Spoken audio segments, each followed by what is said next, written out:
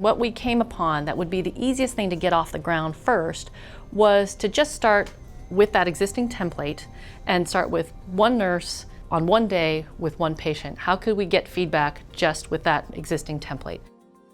By taking the feedback from that one first change, we realized this would be a great way to make it easy for our nurses within their existing workflow to get feedback from patients. So what we actually asked our nurses to do was, if everybody could take that existing template and just focus on reaching 1 or 2 families with asthma a day, basically over about a 2-week period of time, we had all this feedback on the current asthma action plan. What was useful, what was not useful, what worked, what didn't work. Taking all that information together, just in the first few weeks' time, we were able to kind of draft a first prototype.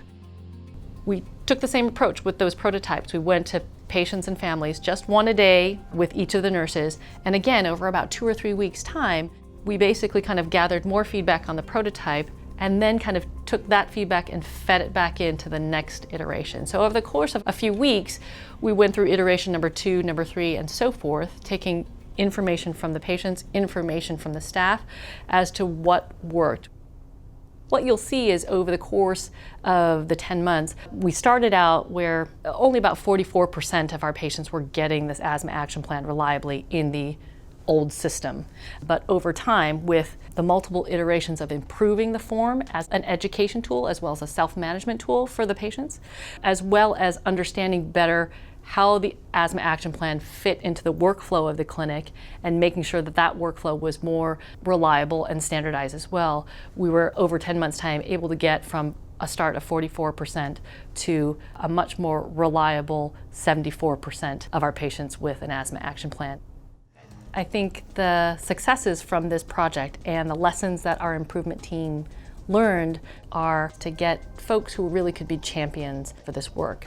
As the work got off the ground, they were able to spread that enthusiasm and energy to other team members, which really only created much more momentum for the work. Breathe it out. Okay, after you wait 10 seconds. You got that? I get it. I think the other great thing that we recognized was with folks at the front lines who were doing the work every day, they were the best people to generate the ideas.